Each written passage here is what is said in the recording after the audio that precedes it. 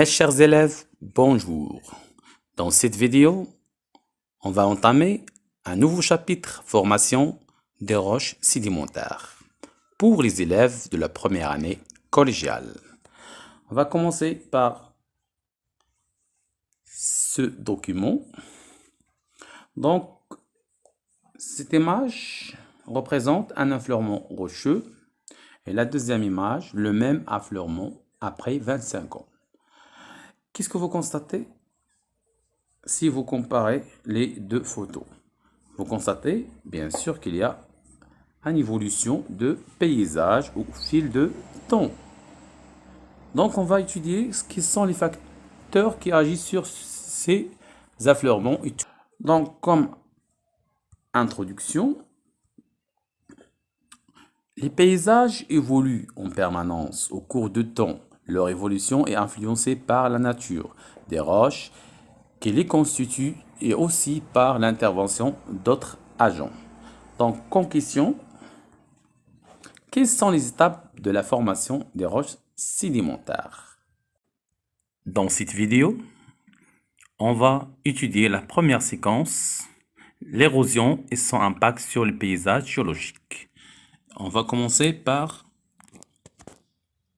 l'érosion mécanique.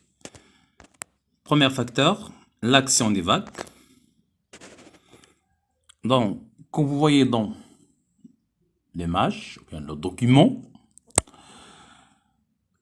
les vagues frappent le littoral, comme vous voyez aussi dans cette figure-là. Elles provoquent des diaclases, c'est-à-dire des fissures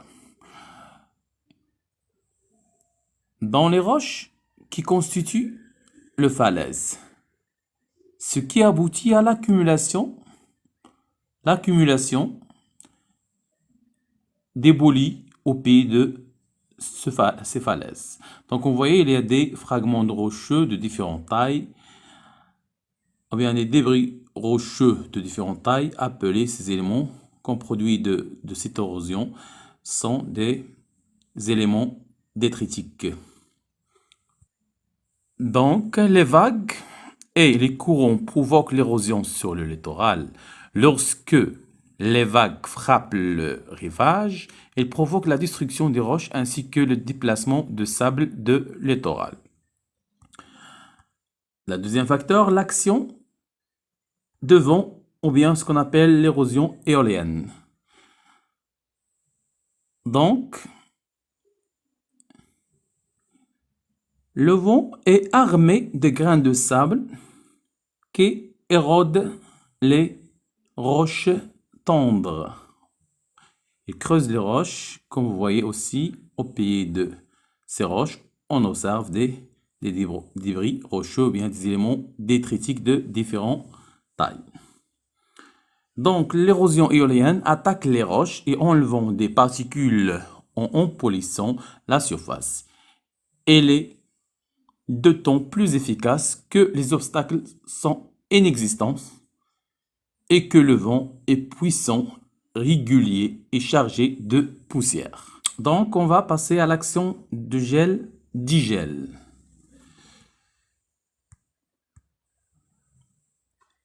Dans les endroits où les variations de température sont importantes, exemple les déserts, les hautes montagnes, l'eau s'infiltre dans les fissures des roches et prend plus de volume lorsqu'il passe de l'état liquide à l'état solide, gel.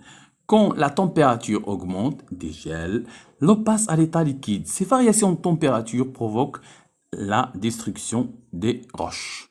Donc, comme le document montre, lorsque l'eau s'infiltre dans les fissures à l'état liquide, la variation brutale de température à la nuit, bien sûr, elle passe à l'état solide, gel, ce qui provoque des fissures et la destruction des roches, comme vous voyez, destruction des roches. C'est ce qu'on appelle action gel-digel, à cause de la variation brutale de température dans des endroits, comme les hautes montagnes et les déserts. Maintenant, on va passer à l'action des racines des plantes. Vous savez, les racines des végétaux poussent dans le sol, c'est normal.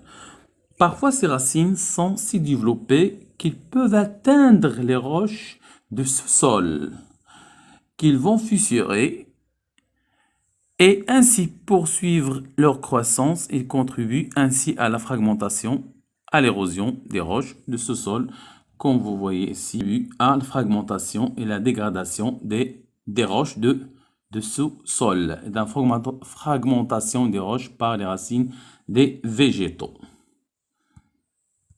Maintenant, comme conclusion, on peut conclure à partir de ces facteurs que ces facteurs provoquent la dégradation des roches. La dégradation des roches, ce qu'on appelle érosion mécanique. Donc, en conclusion, l'érosion mécanique est le phénomène de dégradation d'une roche sous l'effet des facteurs externes tels que gel et dégel, le vent, les vagues marines, les racines des végétaux, l'eau, ainsi de suite. Et tous ces effets ont pour résultat la fragmentation de la roche ou bien la dégradation de la roche en petits éléments meubles qu'on appelle les éléments détritiques. Maintenant, on va passer à la deuxième activité, l'érosion chimique maintenant. Donc, ce document montre l'éboulement des roches calcaires. Donc, parfois dans la nature, on remarque qu'il y a d'éboulement des roches calcaires. Maintenant, on va étudier quel est le facteur responsable de ces éboulements de roches calcaires. Donc, afin de montrer l'effet des pluies acides sur les roches calcaires, la manipulation suivante a été réalisée. Donc, on dépose quelques gouttes d'acide chlorhydrique dilué sur un échantillon de grès. Comme résultat, comme vous voyez, il y a l'effervescence, ce qui montre la dissolution des roches calcaires.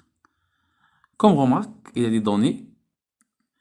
Les calcaires réagissent à l'acide chlorhydrique par une effervescence. L'eau de pluie va se charger de dioxyde de carbone, le CO2. Celui-ci provient en partie de l'atmosphère et aussi de dioxyde de carbone contenu dans le sol, qui est l'origine biogénique, respiration des êtres vivants ou décomposition de la matière organique.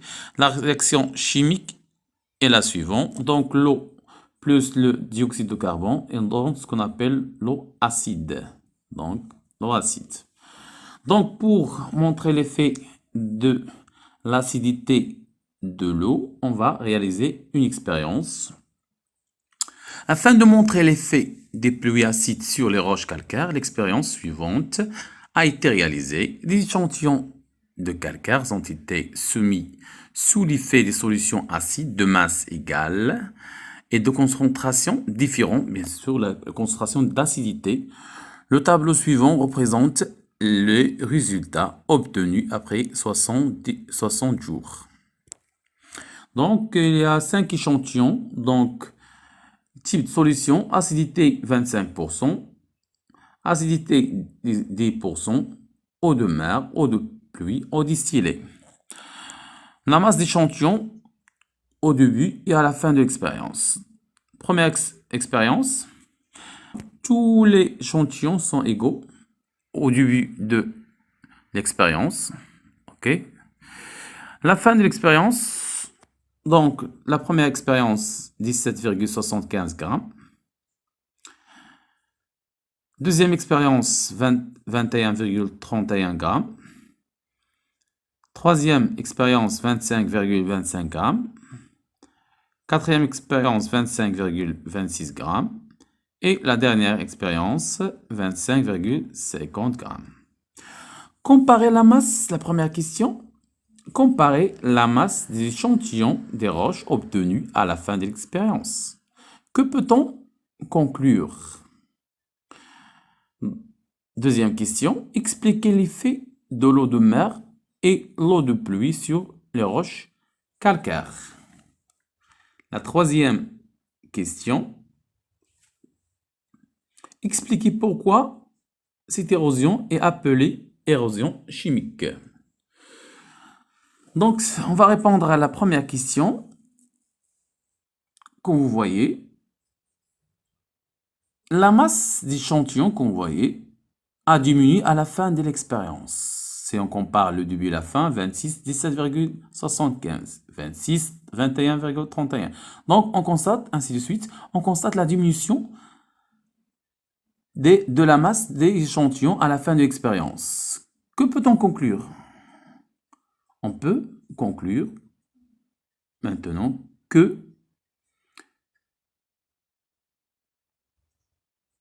ces échantillons subissent une dissolution sous l'effet des solutions.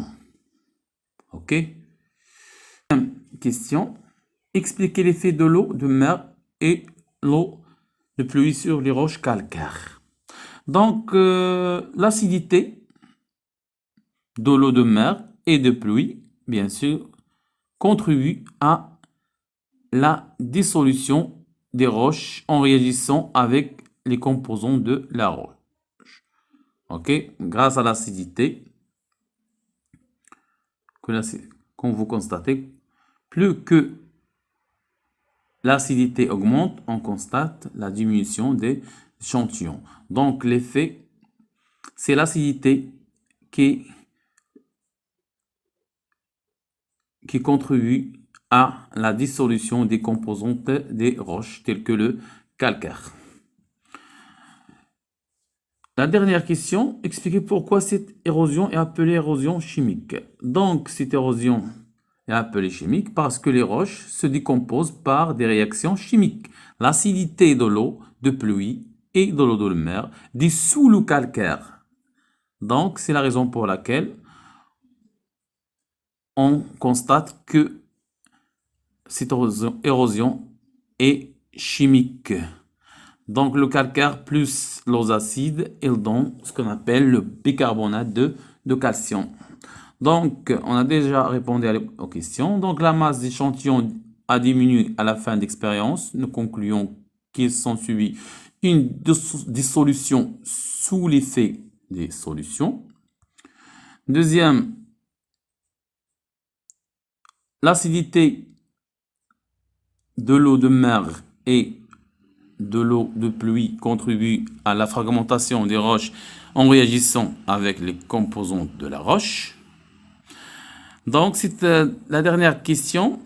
Cette érosion est chimique parce que les roches se décomposent par des réactions chimiques. L'acidité de l'eau de pluie et l'eau de mer dissout le calcaire. Donc, le calcaire, CaCO3 plus H2CO3, l'eau acide. Donc, il donne